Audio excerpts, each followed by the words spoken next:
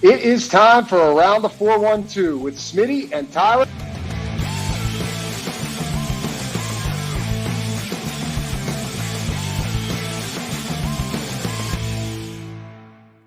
Here we go.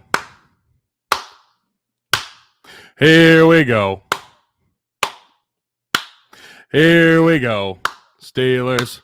Here we go.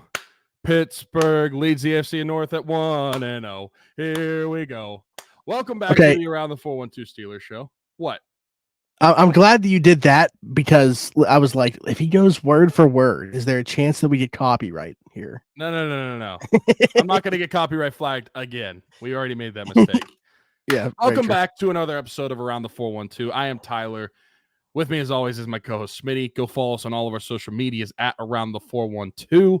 Also, go check us out on YouTube. Subscribe to us there. If you're not already, leave a like on the video. Leave a comment of anything you'd like to see in the videos. Or if you have any questions that you want us to answer on future episodes, let us know in the comments below. Also, go check out the description over on YouTube or on the listening platforms if you're listening over on Apple, Spotify, wherever you find your podcast. We've got year 7 of Rocking Around the 412. It's our Christmas fundraiser where, with the help of everybody that donates to the mission, we're able to provide children in the local Pittsburgh area with Christmas. It's a Christmas that they may not have had the fortune to have, like Smitty and I did growing up. We never had to worry about where Christmas was coming from. So we have been able to give back for the past 6 years with the help of everybody that donates. Over $32,000 raised the first 6 years. Also partnered with the East Rochester Salvation Army to adopt kids off of their angel tree. So if you're interested in that, it's going to be the top description from now until mid-December. So go check that out. Share the message. Get it as much as possible. As I said in the beginning, the Steelers are 1-0. They lead the AFC North. And probably my favorite thing out of the weekend, maybe not favorite because it's not necessarily all positive, but the Steelers are the only team in the AFC North that don't have an offensive touchdown, but they're also the only team in the AFC North that has a win. So at the end of the day, I'll take it. They're one of like 2 teams in the NFL that didn't score a touchdown in week 1. So is that surprising though? I mean, is of all the teams that most could Steelers not stat score of the touchdown, it is the most Steelers stat, most recent Steelers stat of all time. Yeah, and we can dive into that game against the Falcons, but first we got to give a shout out to our boy Pat. Signed a deal since the last time that we talked. It had to happen, obviously, if it was going to happen. It had to happen before the season started. The Steelers don't negotiate in season. This has been a long time coming. Like for the last few weeks, kind of felt like I knew that it was going to happen. It was just, what is the number going to be? When exactly will it stretch out to? I did get scooped thanks to his agency. We had a conversation about that. Kyle wanted to put it out. Whatever, I get it. So he kind of put it out and then immediately got relayed to the big wigs, the Rappaports, the Schefters of the world. So I kind of got scooped on that, but nobody else had the signing bonus right away. So at least there's that for me. But if you didn't, be sure to check out the first conversation, the first interview, post-contract extension for Pat Frymuth right on the channel here. He joined me for last week's Steelers Saturday sit down. And to be honest with you, it's not like a lot of the conversation necessarily aged. Like we didn't talk a ton about Atlanta. Like a lot of it was big picture stuff. So you can still go back and watch or listen to the episode right now. But shout out to our boy Pat. Expecting a big year from him. I mean, this game necessarily don't know that's the best indicator of what the season is going to look like for anybody. We didn't know who was going to be starting right up until basically kickoff for sure. Had a pretty good feeling that it was going to be Justin going into the weekend, but it wasn't official until then. And then obviously the game plan potentially affected by that as well. But one last shout out to Pat for the contract. Now we can kind of dive into the game because I do want to give Justin credit for a few things. One, he didn't turn the football over, which has been something that has hampered him throughout his career. If you want to play quarterback for the Pittsburgh Steelers, roll numero uno. And it's like, I don't even know where number 2 is at on the pecking order, but it's very far down compared to what number 1 is of not turning the football over. And he didn't turn the football over. So shout out to him for that. Number 2 that I want to give him credit for is in a game where they didn't score a single touchdown, offense was hard to come by. I feel like the difference was for the offense, the fact that he was able to use his legs the way that he did. A lot of those QB designed runs that otherwise, I mean, we haven't seen in quite some time. And with Russ in there, I don't think that you would have seen. I thought that they were the difference maker for the offense, why they were able to do enough to get into field goal range, to be able to put points on the board at the very least. The other part of that is, man, and I think that this kind of goes hand in hand with that, is only 1 3 and out in this game. Despite the fact they only scored 18 points, was somewhat encouraged by what I saw offensively for that reason. So, I know a lot of people are kind of just trying to compound the offensive issues, lump this first game of the season in with the offensive struggles we've seen in the past. I'm not ready to do that based off 1 week with so many moving pieces on the offense. And, this quarterback that probably didn't know until at the most 48 hours, but maybe even less than that he was going to be starting this football game. Yeah, I thought Justin did a solid job. I don't think that he was a world beater by any means. There's definitely room for improvement, but you got to look at the context of everything. Like you mentioned, this is probably somebody that didn't realize he was going to start until at least 48 hours before the game actually took place. So that means not only were the Steelers playing prepared for Russell Wilson to start, they had a playbook in mind that Russell Wilson was going to be their starting quarterback. And I think that is something that's going to also affect Justin Fields. I think that you look at those two players side by side, you would not prepare for a game the same way you would with Justin Fields that you would Russell Wilson. Justin Fields, I feel like there would have been a lot more designed runs and everything. I don't think you saw a ton of that. And I think that's part of the reason why it was more so planned for Russell Wilson, and it was on short notice why Justin Fields was starting. But in that start, I think he did a okay job. Like you mentioned, he didn't turn the football over. That's something that I think was a big problem for him in the first few years of his career. I think that he was smart with the placement of his football. Obviously he missed some throws, but he never really placed a football where I thought it should have been picked off. He never really scared me with a ton of what he was doing through the air. I thought that it was a solid start overall. For your first start in this brand new offense, it left me encouraged and intrigued to see what it could be with not only just a designed offense for Justin Fields, what is it going to be like if he knows he's the starter and can prepare for it for an entire week, but also I think that when I look at the two quarterbacks now, and I've said this, I thought the Steelers are going to go with Russell Wilson. Obviously, the Steelers were going to go with Russell Wilson, but now I looked at what some of the plays happened with Justin Fields, what he was able to do with his legs. Some plays where it looked like it should have been a sack. It looked like it should have been a loss, and it turns into either a 2-3 yard game, sometimes even a broken play that ends up even bigger for him. I think that that's something that is underrated. I feel like that's something that the Steelers have not had in a player for a while. Don't get me wrong. Kenny could kind of use his legs. Same thing with Mitch. Big Ben at the end of his career couldn't use his legs at all. I don't think they've had this type of player in a while that on a dime can just take off and he's going to get positive yardage. I think that that's something that is underrated. It's something that you're not really going to get from Russell Wilson at this point in his career. And I think that from week one, I was left with the impression of I can see the offensive success that this team could have with Justin Fields. I feel like that was a big question mark, and I think it still is a big question mark with both guys. How would both of these guys operate during the regular season with the offense? But I think from week one, what we're able to see from him, I'm intrigued by what this could evolve into as the season were to play out under Justin Fields, mainly because of what I just mentioned, his legs. It's just a different dynamic. It's something that you do not have, and it's something that is a safety net for you whenever things break down. And I do think he made some good throws as well. Like I mentioned, I don't think that he put the ball in harm's way all that much. There were some missed throws, but I do think he made some good throws. I think that there were some positive signs, and I'm sure we're going to talk about who we think is or / should start. So I'm not going to get to that yet. But I walked away from the Falcons game feeling fairly good about what Justin Fields did in game one. Would you say that Justin Fields' legs are a bit of a game changer? What's going on, everybody? Smitty from Around the 412, and I just want to take a quick second to give a shout out to our folks at Game Changers. Their logo on the screen right now, right above my microphone. Over 2,000 different designs in their catalog. Luxury heavyweight material. I am wearing one of their shirts right now. Best vintage t-shirts in the game. Head over to gamechanger.la or pick6.la to pick up some shirts. And guess what? Use code AT412. Save yourself $10 on your order every single time. Again, gamechanger.la or pick6.la. Best vintage t-shirts in the game. Check them out.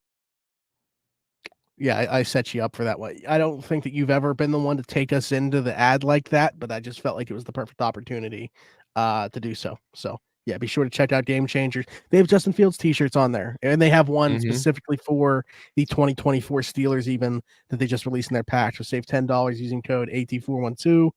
There you go. But yeah, you kind of segued what I was going to bring up next. So Justin, Mike Tomlin spoke today, Tomlin Tuesday, time of recording this. You guys are watching or listening to this on Wednesday or later, but said that they were preparing Justin to be the starter in this game. Some people ran with that, thinking that he named him the starter. That's not the case. Just kind of saying like he is preparing as if he's going to be, which I think Justin would tell you he has been doing, regardless of being named the starter or not. But did you walk away from this game feeling any differently about the situation? Because we actually differed on who we would start prior to the season. You said Russ, I said Justin. I'm just curious if in this performance you saw enough to say he should kind of like hold on to this job, if you saw the dynamics that he can add with his legs, or they didn't get in the end zone. They only put up 18 points. Russ was supposed to be the guy. If he can go, he should be the guy. See, I know they didn't get in the end zone, and while that is unfortunate, I'm not jarred by it. I'm not surprised. There's a lot of new for this offense. You look at quarterback, you look at offensive line, you look at receivers, offensive coordinator. Overall, there's just a lot of things that need to mesh. There's a lot of things that have to get some continuity together. And I don't think that was going to happen miraculously in game one. Now, while I think they missed out on some opportunities, and one of those opportunities was that soft cookie Mickey Mouse offensive PI that they called on George Pickens. I think that if you get into that situation, the Steelers could have scored a touchdown in there. We don't know, obviously. Hindsight's 2020, but they would have been set up pretty nicely to be able to punch one in. I think that we would have had Ball's seventh field goal for sure, if not touchdown. Yeah, 100%. I think that Justin Fields, and I walked away with this, and I've talked with this about with a few different people. I walked away from it feeling like while he didn't blow me away with what he did, his start was good enough for me where, like I said, I'm intrigued about what the offense can be with Justin Fields, and seeing what the offense can do with his legs in the offense as well. Moving forward, going into Denver, I would still start Justin Fields.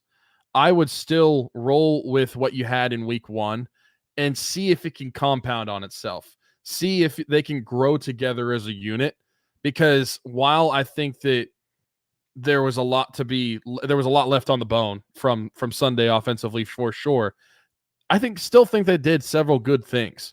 And Russell Wilson, I don't know if he's going to make them drastically better after what I saw in week one. I don't know that he's going to take them from what we saw against the Falcons to all of a sudden they're scoring 3-4 touchdowns a game.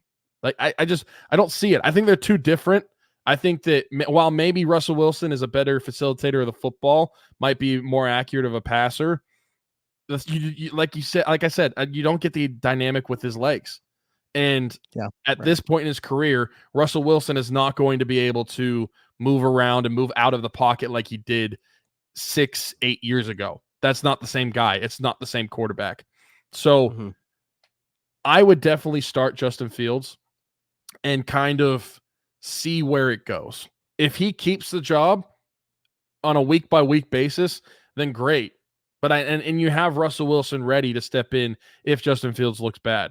But I don't think he did anything bad enough in week one where I think that he should lose the job. And I know it's unfortunate that Russ, quote unquote, loses the job because of injury, But that happens, and I don't think that Justin Fields should be taken out just because Russ got healthy. Yeah, it's tough because I don't think that Justin was so good that he like held off Russ by any means. I don't think he was bad enough to the point where you're playing Russell Wilson if he's dealing with any bit of an injury at all. Like if he's not 100%, to me it doesn't make sense to push him, because I think you saw that Justin could operate an offense that you can win football games with in that game. If they're both 100%, he didn't make it obvious. That's the thing. Justin didn't make it obvious that you should go to Russ. And if it's a question mark, I still roll with Justin in game 2. See, if Russ was 100% healthy, I think that I would see what he had, because I feel like I don't want to do this all season, obviously, but I think that you can always turn back to Justin if Russ doesn't play well.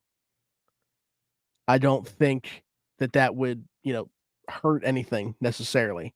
But I do think, like I said, if Russ is dealing with anything, like if he's not 100%, and I don't think he's going to be. Like, by the way, I fully expect that Justin Fields is going to start this game, but this is more so a thing for the future, because you look at the timeline from when Russ originally hurt his calf, it was like 3 weeks before he was able to do anything. So who even knows what we're looking at timeline wise? I expect Justin Fields to start this football game, but if Russ was 100% healthy, I would give him a look in this offense, because he was supposed to be your start, and this is coming from the guy that said that Justin Fields should start the season.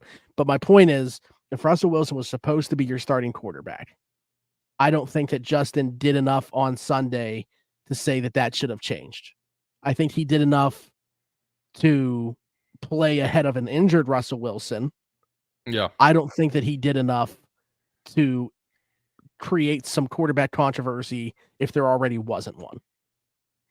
See, and this is where it's probably my fandom playing into it more than anything. Like, I am more intrigued by the thought of Justin Fields and what that could be. Well, that's why I said I would start him 100%. At the beginning of the year. Yeah, for sure. And that's I agree with that. It's just, I think it's just when I look at like the future of this franchise, they don't have a quarterback besides Kyle Allen on the roster next season. If Justin Fields could take over the starting job, there's a little bit of bias in me that wants that to happen, regardless of what I said preseason, that I think that the Steelers would probably win more games with Russell Wilson as quarterback.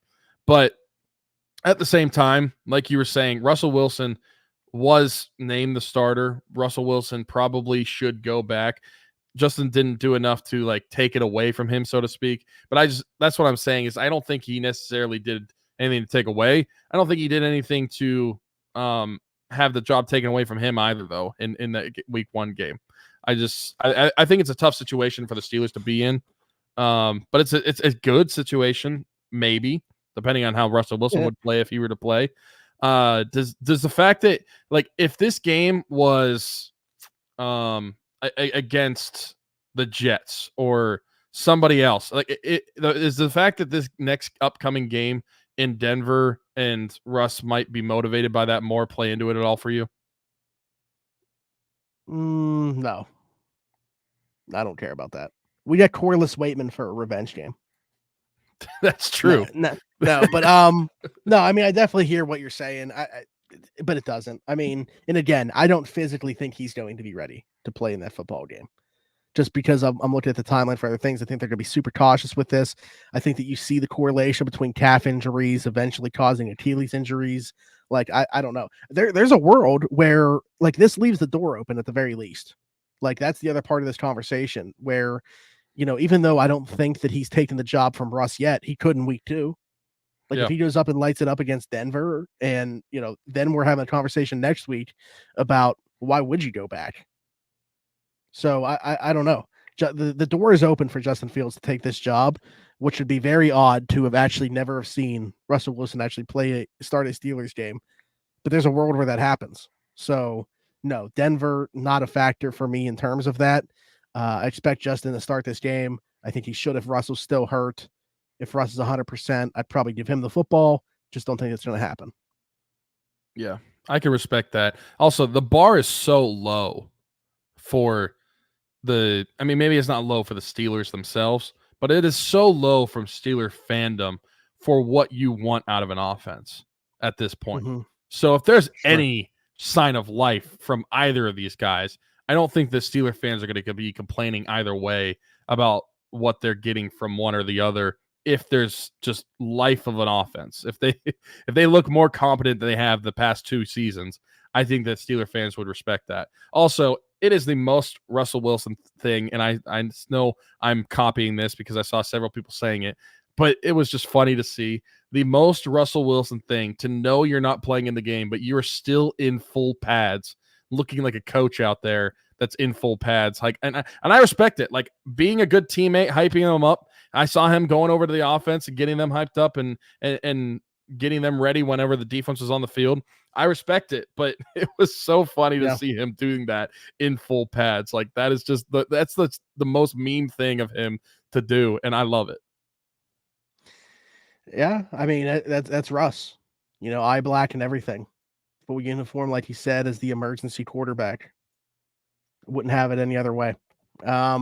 So yeah, there's that conversation obviously to be had. Will be interesting to see how that plays out throughout the week. They already said Russ isn't going to practice on Wednesday, which is like the hard day of practice that they have in the week. So we'll see what he does on Thursday. Friday's just a walkthrough. So I mean, I'm not saying that he can't play if he doesn't practice at all. Like he is a vet, maybe that would be the case. But again, if you're asking me right now, I definitely think Justin Fields is going to be starting this week 2 game against the Broncos. Let's talk more about this game though, other than the quarterback stuff. George Pickens, I thought was fantastic. I know that like the box score, obviously we've seen him have better numbers than 6 catches for 85 yards. But going back, watching the all 22, he was taking AJ Terrell's lunch, and that's a very good corner in AJ Terrell, and an assignment that you think that he's going to get a lot of help over the top. And you look at the other weapons within the Pittsburgh passing attack, and all the attention should have been focused on him. But I thought that he was still very good in this game, still found a way to impact it. Had some negative plays that I think he'd like to have back. That reverse was very weird. Like he just has to go down. It's a loss of maybe 2 or 3, but he turns into a loss of 10 because of trying to do too much. But obviously the positive far outweighed the bad. Also, almost tackled in bounds right before halftime, trying to get some extra yardage. Thank God he stepped out with 3 seconds left. Oh, brother. But yeah, that could have been bad if that went south. So I thought George was very good. I thought the offensive line was good. Like they didn't have a ton of true pass sets to really evaluate, and I'm not the biggest like O-line guru anyways in terms of evaluating offensive line play. But the run blocking I thought was phenomenal. And man, not that I was expecting like a bad debut or anything like that. Zach Frazier, arrow way up. I mean, he was fantastic in this game. Maybe their best offensive lineman. Not even maybe. I would say he was their best offensive lineman in this game. Excuse me. And I just think that the arrow's way up for him, a guy that we were already pretty encouraged about and super high on. Like, he's only going to get better. So I think that they got a good one. I do too. And I think that's part of the reason why the offensive line looked as good as they did.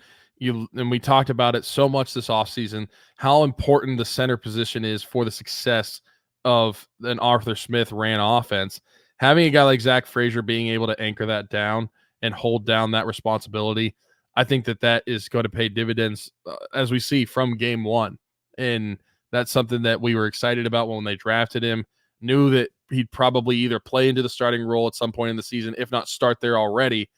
The fact that he's doing it from game 1 at a high level, really encouraging signs. Thought the offensive line, like you said, had a really good game. Noticeable push up front. Didn't really notice anything too bad in the passing game as well. So I think that they had a really good game. And when I look at the receivers, George obviously got his, and the box score of the receivers pretty much played out as I would envision what it's going to be like most of this season, outside of maybe a game here, game there. George Pickens, 6 receptions, 7 targets, 85 yards.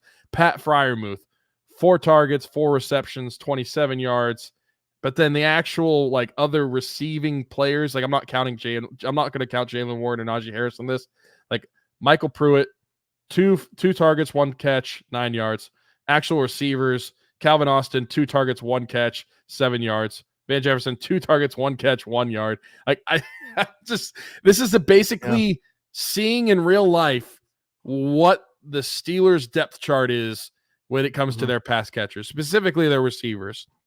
And it's playing out how you would expect. George Pickens has to carry everybody, followed by Pat Freiermuth, who's the second most targeted guy.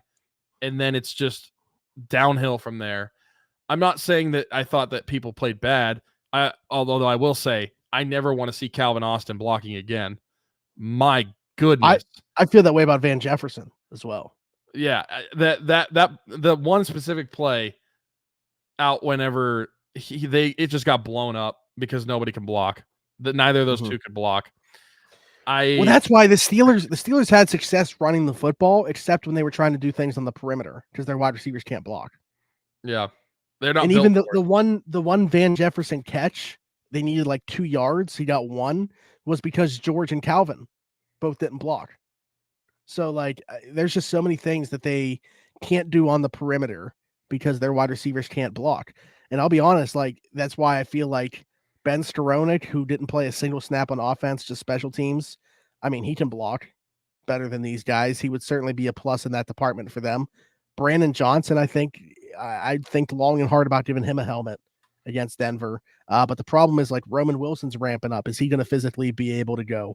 You can't really scratch Calvin Austin because he's your only punt returner. Scotty Miller is a very good gunner. Him and Skowronek were the gunners in that game. Like it creates this conundrum. To be honest with you, I think there's going to be the argument there that their least valuable receiver is Van Jefferson, because if he's not going to contribute as a pass catcher, he doesn't do anything else. He can't block. He doesn't play special teams. Yeah. So there's a world where I think very soon we're talking about him not getting a helmet. Will it happen in real life? I don't know. But us, the fan base, I think we'll be having this conversation about should Van Jefferson be getting a helmet. Yeah, I think that's a good point. You kind of saw how valuable it is for the Steelers to be able to block on the perimeter if they're going to be calling plays like that, and you're not getting that from them. So I think that's a good point. Looking at the running backs, I mean, Najee Harris, I don't know if it's been 9 months since I've seen his Steeler games, but like it seemed like he had a lot of juice for this game, and I'm sure part of that is going into the season, the numbers, the contract and everything. The numbers, 20 carries for 70 yards, not going to pop off the page. It's nothing special, but I don't think that the box score by itself is going to show how ferocious Najee Harris was running the football, like how aggressive that guy was. In that 20-yard run that he had was maybe like the best vision that I've seen him have. Yeah, I agree. I think that I don't think the box score did justice for how I felt he did in this game. I thought he was really good. You didn't see a ton of Jaylen Warren, which was expected with the recovering from that injury, I think. And then you saw a little bit of Cordell Patterson. Didn't really do a whole lot, but I thought Najee Harris was underrated in this game. Just looking at the 70 yards he had, felt like he did a lot better than it was. And then, I mean, Justin Fields, we already talked about him a lot, but as a runner, it's very clear that there's opportunities in this offense for him to shine.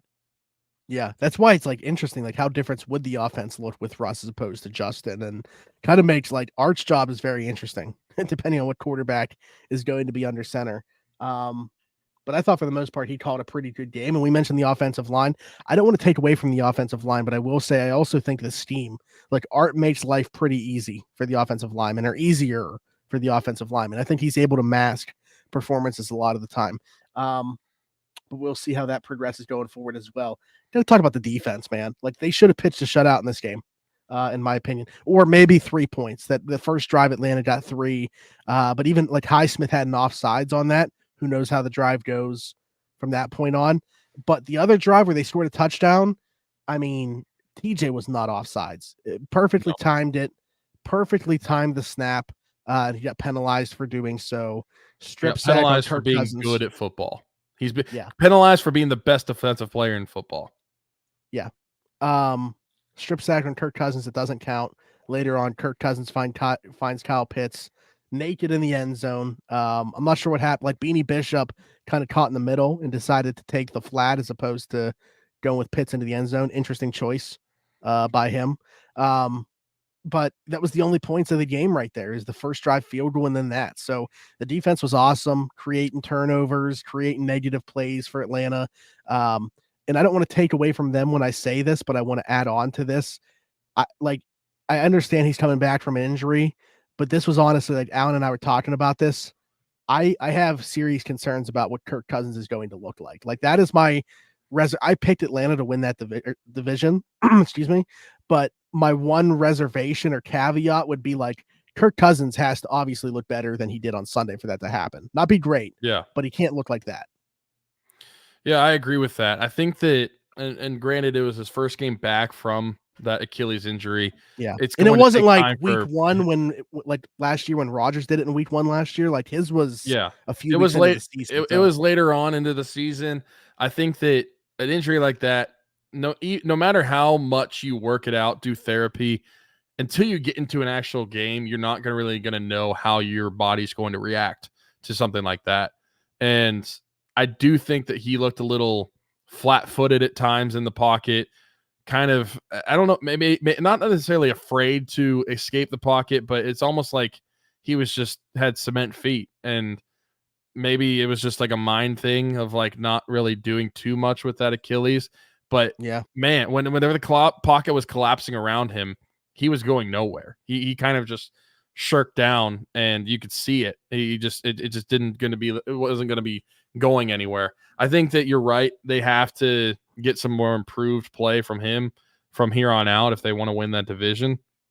And for Falcons, with the contract you gave him after an Achilles tear, that's got to be on the mind of the Falcons organization right now, just after week one. Still a lot of football left to play, but that's definitely something that would be on my mind if I saw that performance. But yeah, the defense as a whole, I thought they were awesome. I mean, they had 2 sacks on Kirk Cousins, should have had 4. 2 of them didn't count because of penalties. One came on like that offsides, as you mentioned. Another, a defensive holding call got another TJ sack called back. But I think in every facet of the game, this defense was super good. I think you saw a noticeable improvement from the linebackers with the addition of Patrick Queen. That dude can fly all over the place. I think that he did really well in the debut. The whole front 7 did a really, really good job. And even though DeShon got his a little bit, I do think that they did a good job of limiting him. It was all outside. They weren't running between the tackles at all. I mean, the defensive line was awesome, stuffing it in the middle of the field. Like everything that DeShon was getting was to the perimeter, opposite of the Steelers. Like, so I thought the defensive line was awesome. We talked about that on the afternoon drive. Man, a guy that we haven't talked enough about. And if this comes to fruition, what a huge addition. I say addition because it would be like getting another player. Larry Ogunjobi was awesome in this game. Mm-hmm. To me, I think he was one of the 5 best players overall in the field for either team, both sides of the football. And I just think that foot's finally healthy. He said that to us at training camp. I take him for his word after watching it come to fruition on Sunday, and hopefully that's the case and he's able to keep going. Cam Hayward looked great against the run. You know, people talked about his age, obviously, and some people not wanting to have him back. Keanu Benton was awesome. Monty Adams had a sack and looked good in the run game. Highsmith and Watt obviously doing their thing. Some 3-edge looks with Herbig. The linebackers, Peyton Wilson, touchdown saving tackle on Bijan on the first drive. And the new additions on the back end, Donte Jackson, DeShon Elliott, both getting picks. They were so good. Minka was awesome against the run. He had that, like the way that he filled that one run. I you'll know what play I'm talking about. I couldn't tell you when it happened, but the tackle that he had on Bijan after like a gain of 2, when it looked like there was just so much open field in front of him. That's just, not many safeties in the league make that play. The defense was flying around all day, and you'd have to think that that's going to be able to continue against the rookie quarterback in Bo Nix in week 2. Certainly hope that it does.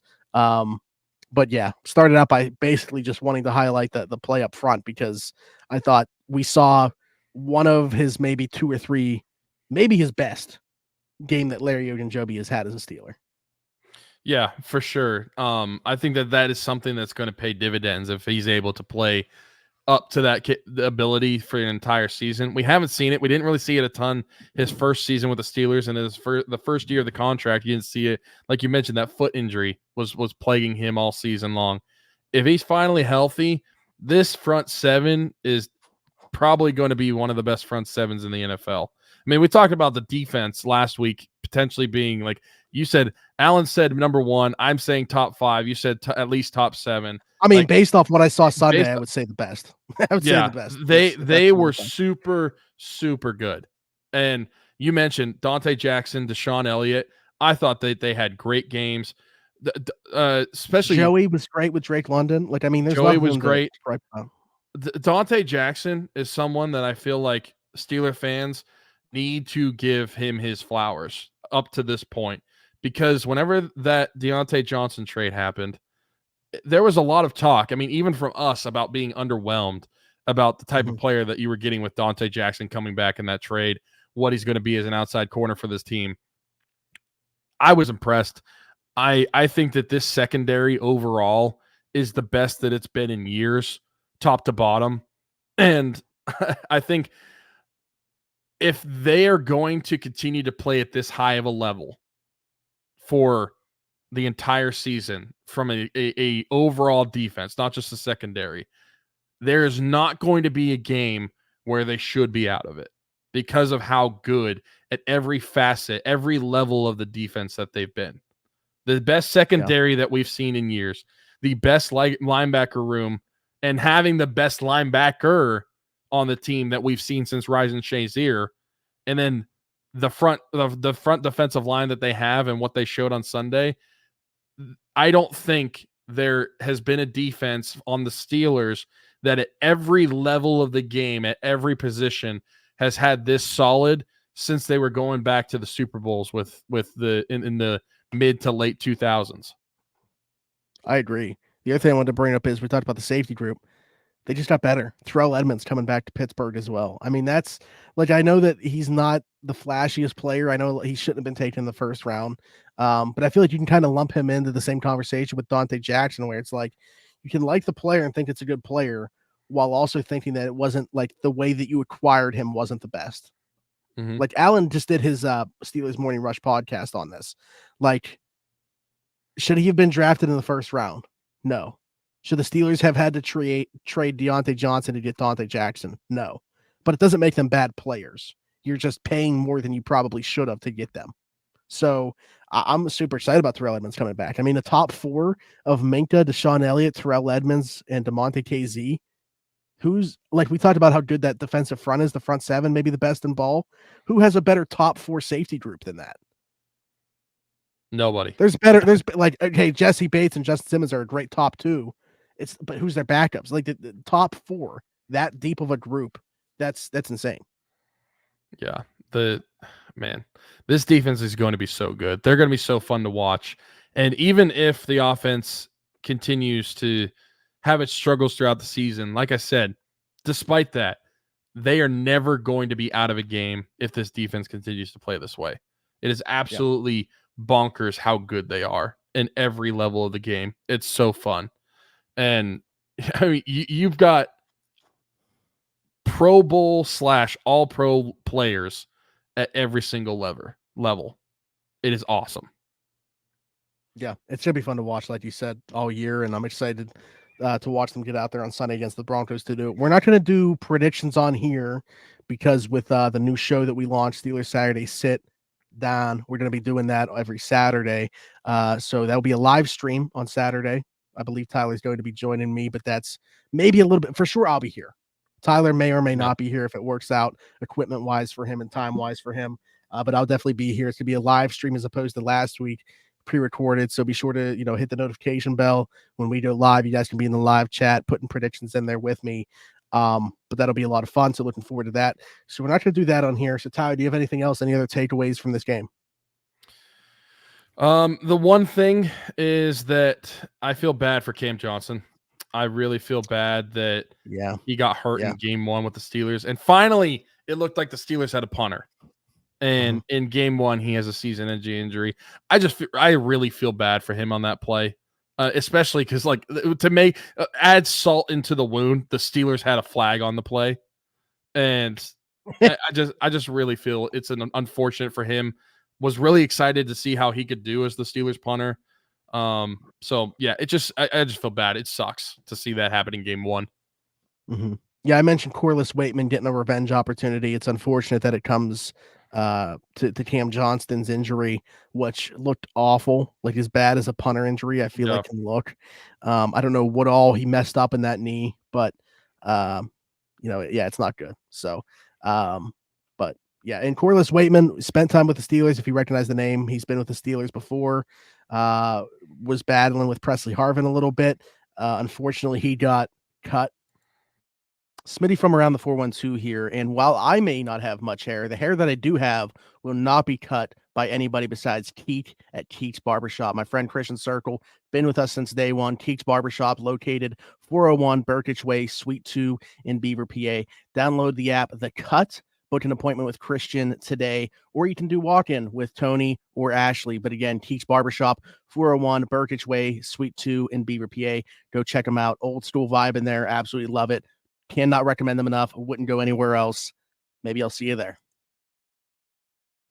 So, I'm glad that he's did another shot. It's unfortunate Cam Johnston's injury, one of the really somber things to come out of this game. There was a lot of good vibes, but I think a lot of people were sad about that for sure. So, best wishes to him in his recovery. Excited for Corliss Waitman to get an opportunity, and we'll see how that goes on Sunday.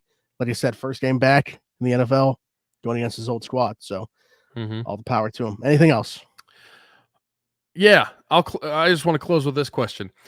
Non-Steelers related, outside of the game in Falcons, was there anything in week 1 of the NFL that surprised you? New England beating Cincinnati, for sure. For sure.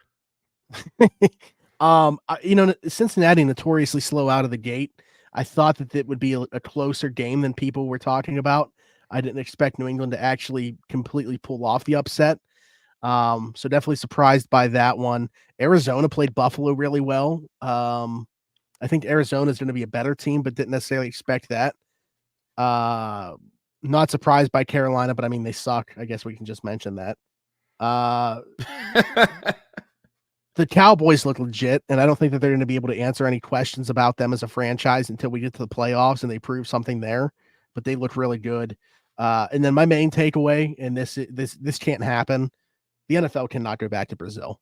I mean, that was just awful all around. Like, did they even check on the field conditions before agreeing to play a game there? Like, hey, what are we going to be playing on? I don't think so, because that was awful. I'm pretty certain that the NFL has never checked anytime they've gone south of the border on the field conditions. I don't think that was a good idea.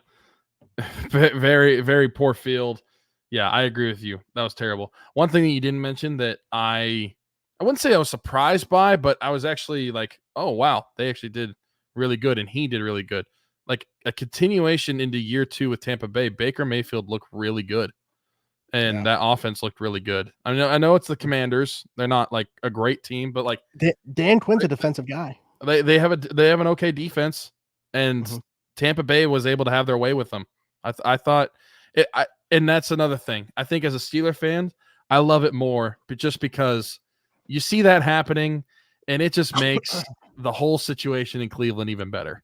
It makes me just so happy to see them stuck in that contract with that player. It's so fun.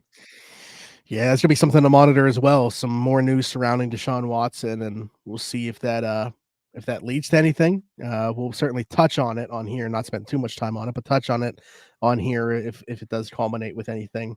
But that's it. So hit us up in the comments. Let us know what you think about anything we talked about, any questions you have. Of course, subscribe, hit that like button, hit that notification bell so you don't miss any of the podcasts, any of the clips uploaded throughout the week when we go live for Steelers Saturday Sit Down on Saturdays.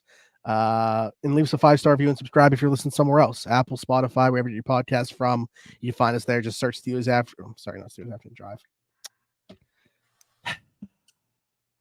I'm so used to doing Steelers Afternoon Drive. Whistling. Search around the 412 and Steelers Afternoon Drive. I mean, most people that watch or listen to this probably know about Steelers Afternoon Drive, so do that over there. But hey, this is my first baby. This one was born 2017. That one's 2023. So this was my first love. So around the 412 is where you can find us on social media as well. That's almost as bad as around the 412. It is. Honestly, I got Pat apologized. If you guys didn't watch did see Steve it. decided to sit down, yeah, he apologized for that on there as well, which was pretty funny moment. That's actually how we closed out the show, is I had to play that for him. But he knew what I was talking about, corrected himself, apologized for the moment. So this is me also issuing an apology for saying Steelers Afternoon Drive on here. And follow both, subscribe to both, watch or listen to both.